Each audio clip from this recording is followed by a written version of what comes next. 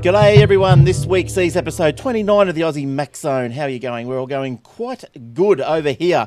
This week's episode is brought to you by Aussie Tech Heads web hosting, athwebhosting.com.au. If you're looking for fast servers on Australian soil, go no further. Check us out, athwebhosting.com.au. And also further in the show, iTunes gift cards to be won. And that's all thanks to ithelp2u.com.au. All right, let's get straight into the show. Let's introduce the guys this week. And as usual, we have Michael. Hello, Michael. How you going?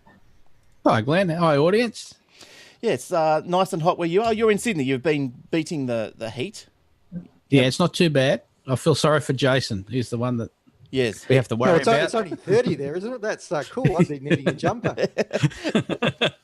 How you going, Jace? Very well, very well. Hello, everyone. And yes, a week of mid-40s here in Adelaide. So we're doing it quite hot at the moment. Yeah, that is massive temperatures, isn't it? Like is that like just go outside and just sweat just by sitting around? Does it get that bad? Yeah, absolutely. I think it's sort of the fry the egg on the pavement type of weather. Yeah, right. No good. No good. How's the iPhone handle all the heat? She's all right? It's going like a dream. Good stuff. Good stuff. All right. Look, we're going to get straight into it this week with a tip. So a great iPhone iOS 7 tip. And this tip comes from Michael. What's the tip, Michael? Yeah, so we all should be aware now with iOS 7 that we've got a torch. So by sliding up and from the bottom of the screen, that gives us access to the torch. And then you use the torch and you've got to slide up to turn it off again, but you don't have to do that. All you have to do is click the camera icon on the bottom right-hand side of the home screen, and it'll turn the torch off for you. So that saves a swipe and a tap. So I'm lazy; it works for me.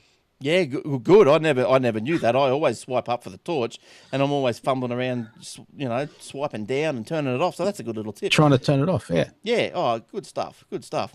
Now, also, you might be listening to us on Phase FM this week, so congratulations. We're happy to be listened to on the 104.5 Phase FM network. That's through regional Australia. If you can't find us on the FM dial, well, why not tune in through their web player? And there's the details right there, player.phasefm.com.au. So Phase is P-H-A-Z-E FM.com.au, and good stuff. All right, now where are we going to from here? Let's start. Jace, are you ready for Apple PC sales? They're up, which will make Steve happy, or Tim, or whoever. Oh, what's happened to Jace? His audio's gone crook. Is Michael's audio gone crook? Michael's audio's gone crook. No, Michael's here. Jace is back. Maybe it melted. Maybe the maybe the Telstra's copper has melted in the weather. All right, wouldn't happen with fibre. Oh, never. All right, so what we might do is we'll just introduce that again for the radio. So, Jace, US Apple PC sales up. What's the story with that? Well, Apple sales up, PC sales down. So Gartner released a paper saying that Apple sales were up 28.5% year on year, and PC sales were down, and that includes, I guess, the fourth quarter in the US, so the traditionally strong holiday period. Apple's growth seemed to be at the expense of HP and Toshiba. Gee, I didn't even know Toshiba. I guess they still do laptops, but haven't seen one of those around for a while. But HP still continue to be the number one PC seller. Mm. The other amazing thing was that's really through non-Apple channels. So that doesn't include the units sold through Apple stores and Apple Online. That's just through, I guess, resellers, like JB. The big box stores and things like that. So that's some fairly decent growth. Yeah, okay. So that 20, well, that's nearly 30% year on year. So that is quite high. That is extraordinary. And probably the analysts were expecting 40% though, so Apple shares will still go down.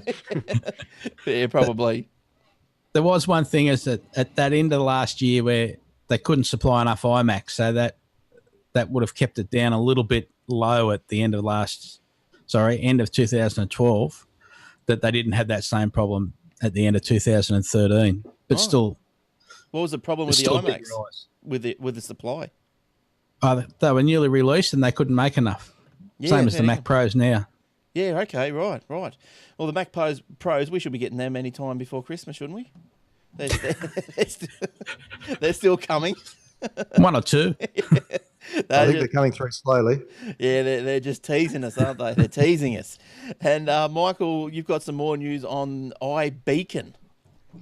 Yeah, iBeacon. I love this little project that Apple's got going with a few people. But there's a game out called Tiny Tycoons, and you can go around and claim buildings, buy buildings using the game money that they have.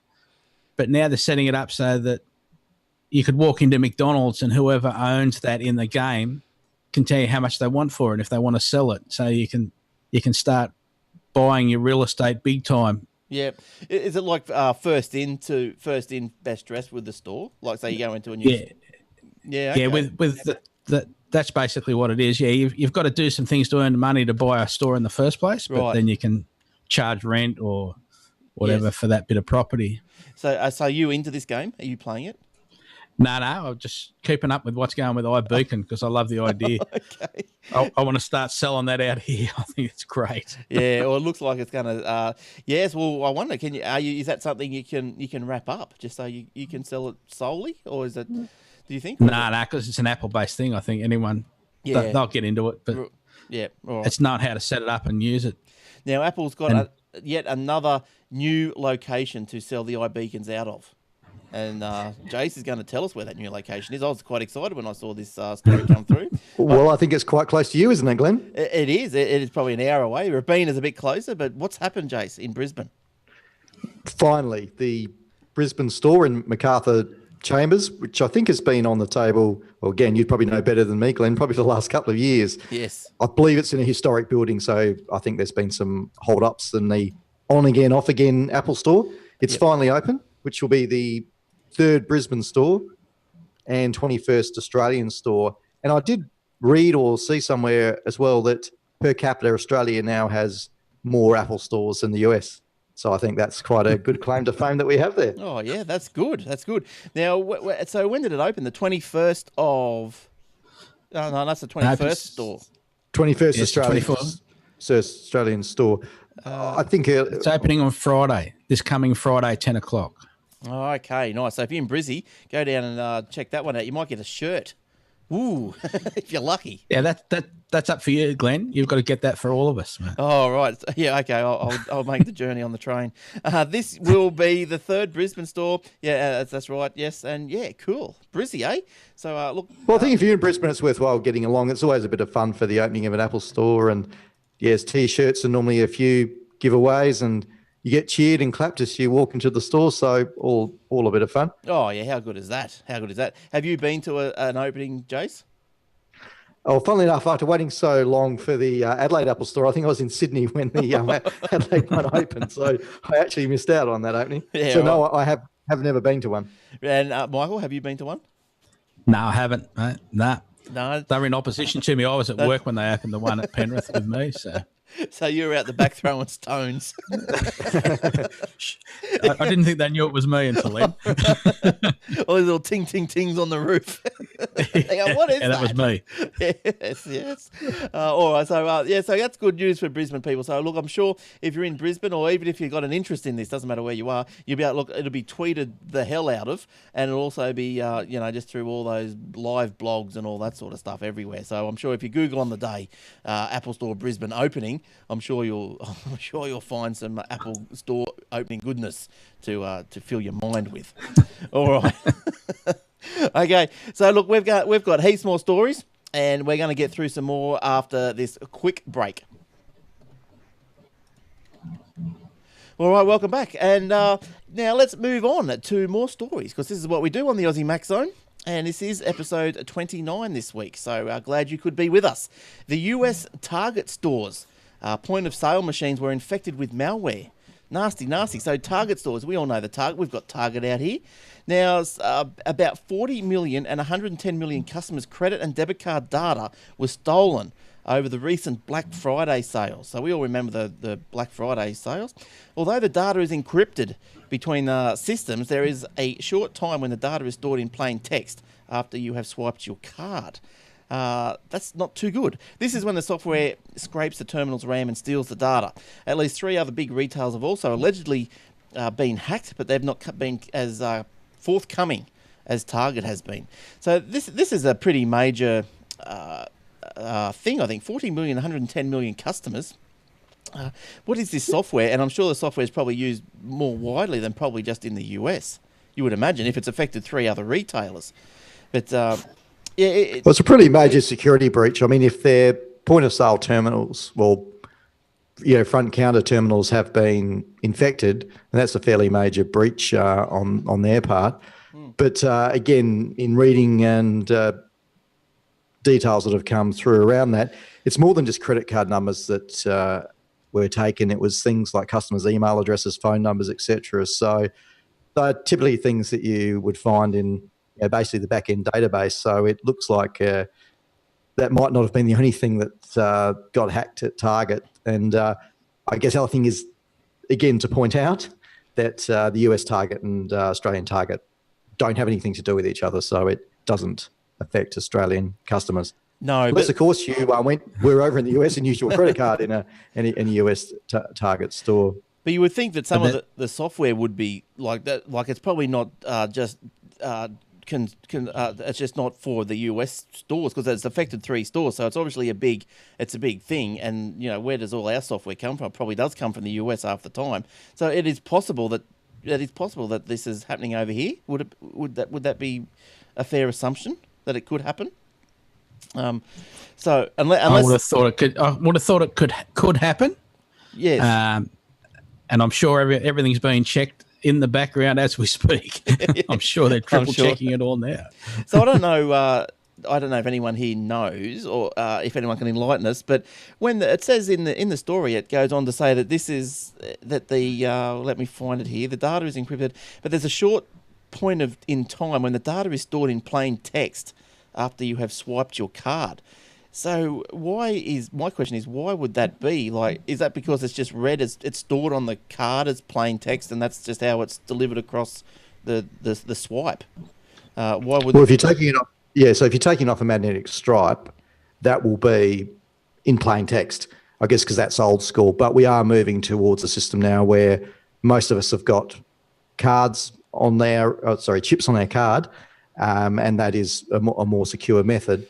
But I know in Australia, I can't speak for the US, what actually happens is the actual pin pad or POS machine itself, as opposed to, like their PC style machine, that you have in Myer or even McDonald's, etc. The credit card number doesn't actually make it down to the PC component. Where you actually put it into the point of sale machine, normally the pin pad, it's actually encrypted at the pin pad itself, and it's actually the encrypted data that's then taken securely to the back-end systems or to the banks. I would have thought that, given that people like Visa and MasterCard mandate or set a lot of those standards, that it would be worldwide. But, potentially in Australia that we do have a more, secure environment set up. That's not to say it couldn't happen, but there's a lot of things that retailers need to do, and banks and card schemes force them to do to follow good security standards. That's similar to things that we do at home, like just maintaining patching and all those types of sensible things. That applies to big corporations as well as us at home. So Target has not disclosed how the hackers breached its security systems, although Reuters sources pointed to a sophisticated class of malware known as RAM scrapers, which are built to steal payment data from point-of-sale systems. So everything's targeted, isn't it? Everything can just get targeted. So in an interview with CNBC on Sunday, Target CEO Greg Steinhafel said the company had established that its POS machines were infected with malware. So they need a good little copy of Malware Bytes or something, don't they? Run across there. There was actually a case in Australia some time ago where, again, as I said, the data is actually encrypted in the pin pad itself, and that's actually a sealed unit, so that if you try to pull it apart, it will basically drop all its information and not be usable again. But some people actually came up with some I guess, infected or malicious type pin pads, and actually went into some retailers and actually swapped out the pin pads so that they put in their own to wow. capture that data. So I guess if there's money to be made, people will come up with all different methods of doing that. Is there, Jace, do you know of companies or whatever that could go around and check your hardware for viruses, or is that just too complex? Like, is there like an POS company they'll go around and say, oh, look, we'll just put a little thing in your FPOS and see if it's infected or not? Was there any such a beast, do you think? It would probably be a little bit more complex than that. But from a security perspective, again, there's many layers of protection around it. The banks are involved necessarily, because they're where account holders have their money, where the merchants have their money. So it is probably made out to be a little bit more trivial and simple than what this is, where it's probably a fairly targeted and sophisticated account. It must be campaign against them. And see, it might all, just because of the number of cards stolen, size of it, it could also involve inside people. Good I think there's probably still a lot more to come out. It's just such a large scale systematic breach here that it's maybe FPOS machines don't go on the internet and do all those types of things to be infected, and you can't just walk up to them and say, here's some malware, and magically you're going to start getting card numbers from somewhere. So I still think there's a lot to be, a lot that to come out around this one. Because this could be going along the lines of, how the US and just more recently Australian governments were a bit wary of the Huawei Chinese company. Like, maybe it goes as far back as like to the start of everything, like to the start of the building of the devices and in its root code, so to speak. So it could go, as you said, there's probably a lot more to come on that. So we'll have to watch with interest. But look, getting back into the Apple flavour, Michael, you've got one here. Google buys thermostat company Nest. And what's the Apple tie-in, and what's the thermostat company do? So Google just bought the Internet of Things, as they're calling them now, company Nest, for $3.2 billion. That's not a bad little... I think they've been around for about 2 years now, Nest. Wow. So, and they make a smart thermostat for your home heating air conditioning system. It learns how comfortable you are, how often you change it, where you like, how when you come home, when you go out. It sort of keeps track of all this information. Yeah. You can also adjust it by your smartphone. But what's it got to do with Apple? So Nest has been founded by two Apple staffers. One was Matt Rogers and one was Tony Fadell. Yeah, nice. And Fadell's considered the father of the iPod. He led the original development team. Yeah, right. Yeah, and the Nest thermostat even sold at the Apple store. And it's been rumoured that maybe Apple will buy it and invite the guys back. But I think Google must have come up with a better deal, or had a better deal, or got in there first. Probably won't be in the Apple stores for too much longer, I wouldn't think. Apple will be pulling it off the shelves now. As we speak, all the little boys' blue shirts are going with their big arms, and they're just going, whooshka. What is this Nest you speak of? We know we know nothing of. What is a bird's nest? What is it? Available on eBay. Yeah. I think last year, from a tea cook, maybe it was last year, if maybe not too much longer or further back than that, they came out with smoke detectors as well. And the funky thing is, they'll all speak to each other. So the smoke, if you have a couple of Nest smoke detectors in your house, they'll mesh together in a wireless network and speak to each other. But if you do have the Nest thermostat, they'll actually speak to the thermostat as well to report temperature and information back from other parts of the house. So it's quite ingenious what the guys have done. So it'd be interesting to see what Google's plan is for that. But you can't imagine that, if Apple wanted it, because it said, I think in the story, it has been rumoured that Apple maybe Apple would buy Nest. So the rumours were pointing towards it, but because Google bought it for $3.2 billion, you wouldn't expect like that Apple's going, that's too much, or we haven't got that coin, because we all know Apple's got, what is it, about 100 billion in the bank or something, and so they might have just come up with a better deal, maybe a better profit share for the owners or something like that, for the creators. Maybe it's not just all money; it could be retain some sort of the rights or something like that. Maybe, who knows what goes on in these sort of things. And generally, money.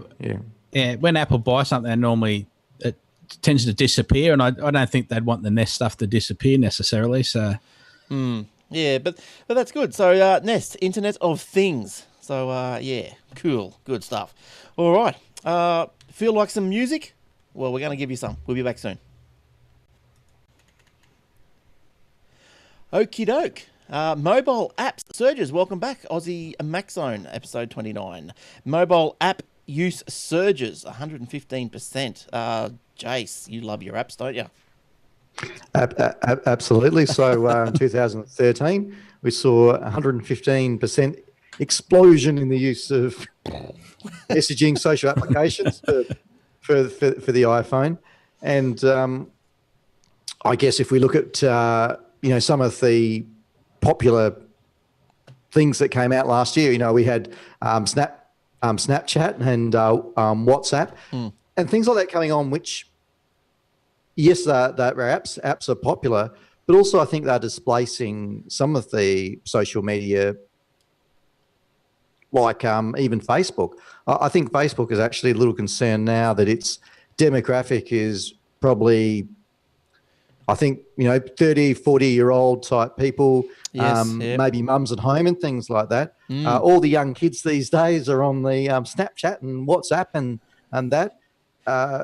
Maybe concerned around, they're probably not concerned so much around privacy. They probably don't care so much around that, but probably it's just better aligned with how they want to use things. I mean, that being said, though, Snapchat is meant to be, around something for now, and it disappears, so it's not around forever. But I think I would say the usage more just aligns to younger people are on mobiles now. They're not on desktop type machines, and those types of things just work better than your Facebooks and that type of stuff. Now, have you ever used Snapchat, Michael? I mean, Jace. Have you ever got into that? Not in anger. I've logged on, had a play around with it just to see how it worked, but not. I'm with same with taking suspect pictures or anything like that. So I'm the same. Like most things, it's a pretty simple idea, a simple interface, and look, that may be part of the appeal as well. That it's not trying to be all things to all people. It's fun, easy to use, and I guess that's been seen in its adoption and use. Now, there's a couple more that some of the most popular ones that are mentioned in the article. Snapchat, as we mentioned, WhatsApp. I've used that. That's not too bad. That's pretty good. The Facebook Messenger. I just pretty much use the Facebook app to do all that sort of stuff. Now, here's three that I've never heard of, so it's something that I'm going to go and have a bit of a peek at after the show, and we'll just see if anyone else has heard of them. The WeChat, the Kakao Talk, and Line. They sound like chat apps, don't they? And Line. So I wonder, so anyone use those ones? Something what we might have to look at. No, I haven't, but you got to remember that's not only America. Could be Chinese or Asian or European. Yeah, especially that Kakao Talk thing. So also leading the way were utilities and productivity applications, which grew 149%, and other app categories, which with below average but still significant growth levels, included music, media and entertainment, lifestyle and shopping, games, sports, health and fitness, and news and magazines. Yeah, media and entertainment. Yep, well, you'd expect that. Lifestyle. Yep. Good, cool apps. And I think further on towards the end of the show, we've got a couple of apps that we use, and we thought we'd pass them on to you because they're really, really good, and so you should have them. All right. Let's have a look. Where are we? Oh, it's my story next. Apple debuts the new iPad Air. ad highlighting real user stories. Now, the new iPad Air ad, you can go and see this at the apple.com/your-verse. So YOUR-verse, VERSE.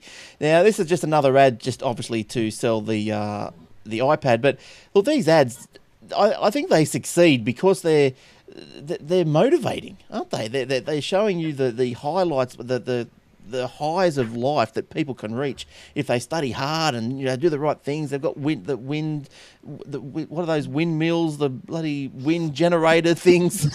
They've got scientists walking around with pens in their pockets and all this sort of stuff, and it's all tied into the iPad. They got Robin Williams reciting a monologue from the movie Dead Poets Society.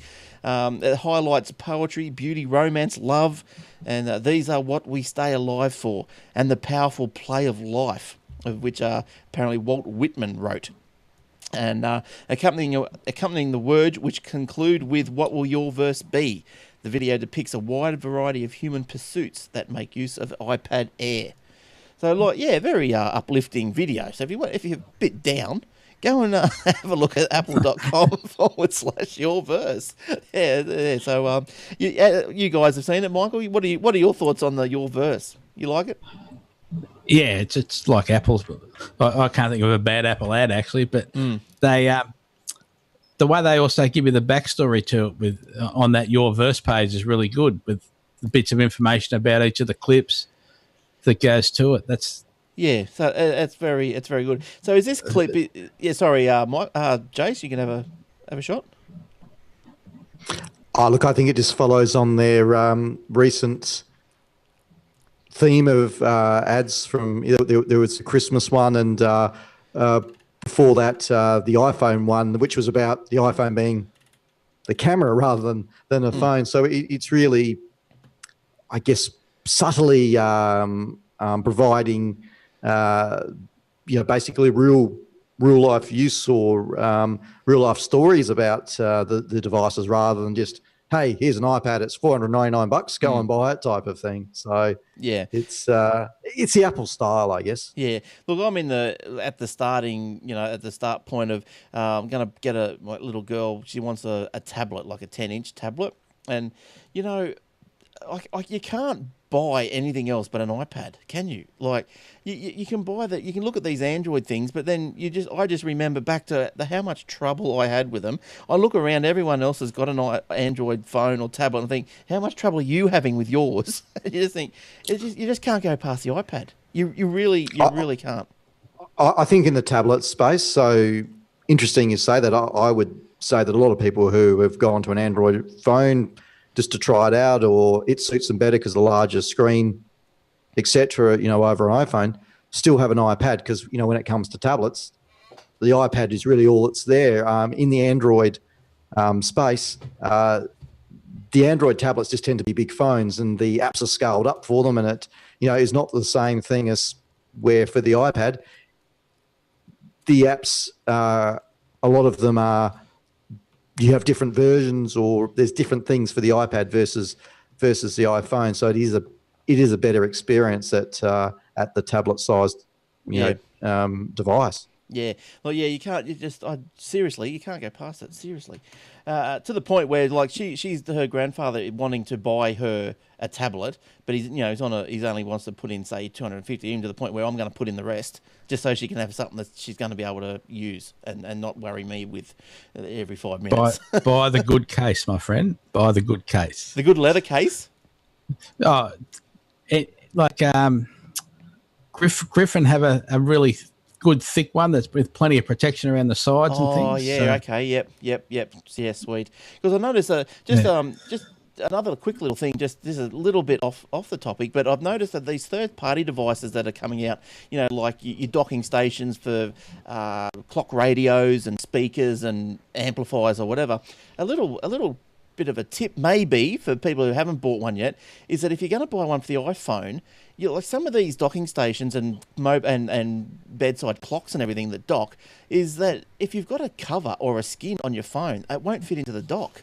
Have you come across that, Michael? Like it's very just about every one of them don't work with any sort of cover on them, so you've got to take it off anyway. Yeah, so that's pretty slack, isn't it? Like, you'd think they'd give a bit of leeway, like maybe a couple Yeah, or go Bluetooth, but go yeah. Bluetooth. That's what it boils down to. But you can't, you're not going to really get a $25 one. No. But you don't need the clock. You can see the time. You can see on your phone. It plays the music. It'll wake you up playing music if that's what you want. It'll go to sleep playing music. Yeah, It'll true, even true. stop playing music after an hour or whatever you set it at. Whereas the ordinary $25 dock and bait will play music all night. It won't sort of work off that process. Yeah, okay, yeah. So, yeah, but I think that was just that's just something to be, because I didn't buy one. I just read a review on something and went, oh, hey, what? The phone doesn't fit in if you've got a skin on it. Oh, no. So anyway, there's a little tip I thought I'd pass on. All right, so when we come back, we're going to have a competition. We'll tell you the details about that shortly.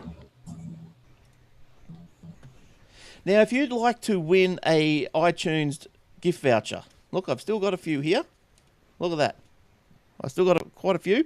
Now, all you have to do is write a review up on the iTunes podcast page for Aussie Mac Zone, either video or audio. And look, if there's more than one in the week, we're going to take the best one. All right, so that's all you do, and that's all thanks to our good friend at ithelp2u.com.au. And look, I might even, if he's lucky, I might even have a picture of. Oh, no, I don't. Well, there you go. Yes, I do. I have got. There you go. There's his little thing, and you can win a iTunes gift card. So why not jump on there and write us a review?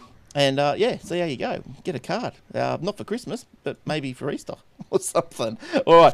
Now, we're going to do a little app review of what we found is pretty cool. So Michael's first in. He's got a little app he wants to tell us about. What is it? Yeah, I use things on all my devices. I've got the Mac one, the iPhone version, and the iPad version. It's not a universal app. There's one for the iPhone and one for the iPad. Oh, yeah. And it's a to-do list, and it's based on David Allen's Getting Things Done productivity method.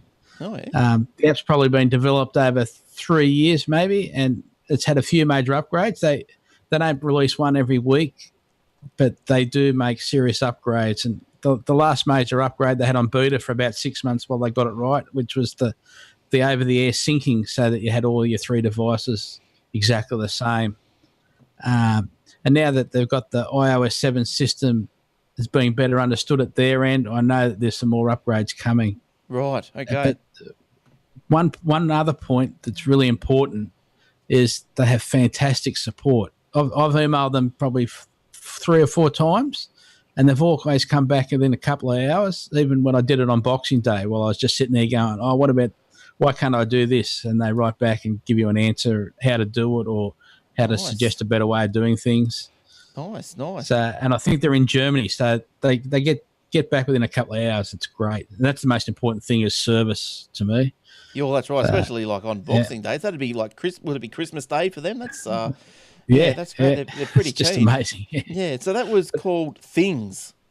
It's just called Things. It's from a company called Cultured Code. Yep. It costs, the Mac version's $52, the iPhone version's $10.50 in Australia, and the iPad version's $21. May sound expensive for people that only expect free or 99-cent to-do lists, but I'm happy to pay for a quality product and keep these guys going. And So look, there is 1,000 to do things out there, apps out there. But look, if you're looking for one, I would. Michael suggested this one, so I'd be dead set keen to have a look at that one, because Michael wouldn't tell us a lie, and he's been around apps for a while and he knows what he's talking about. So and I like how you said it all integrates across to the Mac as well. So like you could be at home and you could just use your keyboard or whatever, type it all in. And then when you're on the road, you've got on your iPhone, iPad, etc., whatever. Cool, good stuff. I've got an app that's probably not as expensive as that one, but hey, it doesn't do as much, does it? So mine is the Hurley Coastal Watch. Now, this is just an app that tells you what the beach is doing, which I find is very, very useful for me. Like I don't go out. I'm not looking for the what the waves are doing because I'm out there on the board and want to get out there for the biggest wave. But I'll tell you what I do use it for is if I'm going to the beach, I will use the app to see what are the waves like. Like if they are big enough, to just get in there and have a bit of a muck around with, just body bashing. And look, it's a great little app. It's linked up to the webcams on the beaches, well, on the Gold Coast anyway, and probably all around Australia and the other sites that are listed there. But you can look up the conditions up and down the coast. It's got wind, it's got the wave height, it's got the tide, it's got gusts and history of winds and all this sort of stuff. And I went to the beach the other day, and as I said, I just wanted to think, if I'm going to go to the beach, or am I going to go to the pool? So I looked at the Hurley Surf up to the beach I wanted to go to, and I went, you know what, that doesn't look too choppy. I'm going to go down there, and fair enough. I went down there, and there it was not choppy at all. So it was true. It was true. So this is a little $2.99 app, so it's not too bad. It's not too bad. Look, I've got another couple of little slides here for those looking on the video, if you want to do that sort of stuff. And yeah, cool. So it's called the Hurley app. It was free, but now it costs $2.99, so that's nothing. So you might as well do that anyway. And yeah, look, I find that very useful, especially if you go to take the kids to the beach and you don't want to be blown out. So yeah, cool. All right, we're just about to the end of the show. We'll just check in with Jace to see. Jace, did you have an app, or you want to save it till next week? I do, and I can even do better than you guys with regards to cost. I've got one that is free. Yoo-hoo! And of course, being summer in Australia, who can go past the Cricket Australia apps for when you're out and about and wanting to see how we're going in smashing the Poms. Yeah. So love it. It is free. It actually shows all cricket scores. So with the Big Bash on at the moment, we can catch up with the Big Bash scores, and if you're having to discreetly see what's going on, it also has ball-by-ball commentary you can follow. So that's been quite handy when out and about. It does have live streaming, but that needs to be paid for. So I think that's around $20 for a subscription for the year. Yeah, and maybe given the test matches over, that's probably not such a good deal now, but just for keeping up with the scores, it's probably worth having on your phone so you can sneak a peek at work or when you're out and about to keep an eye on the cricket. Yeah, and look, I know. I think it was about $20 for the seat for the whole summer. So that included the test, the one dayers, and probably the T20s, and also. But if you wanted to just watch one test, you could just subscribe like for $5. Or one that game sounds for $5. About right. There was something else as well, and it's probably not so worthwhile now, is if you joined up to the Cricket Australia family or whatever it was, which is free, I think the subscription went down to $15.95 or something like that. But, again, it might not be worthwhile so much now. But I think not that you probably really want to do this, but I think probably I found one of the limitations I remember with the NRL app and streaming is that they've taken the AirPlay out of it. You can't AirPlay it. So, but not that you really want it because it's on Channel 9 anyway. But yeah, so that's a good little. I do use that, Jace. It's good, and also you can also do the interact with the commentary team on Channel 9 with the the questions they have. What do they call that? That they where you can say, do you think Clarkie's going to get to 100? Yes or no? And yes, for their little voting. I guess it's their little poll question, isn't it? Yeah, they just call it viewers' verdict. That's right. So I just looked it up right there. Yes. There, viewers' verdict. Yes. Are you into the cricket, Michael? Oh yes, absolutely. We're winning, of course. Have you got the app? No.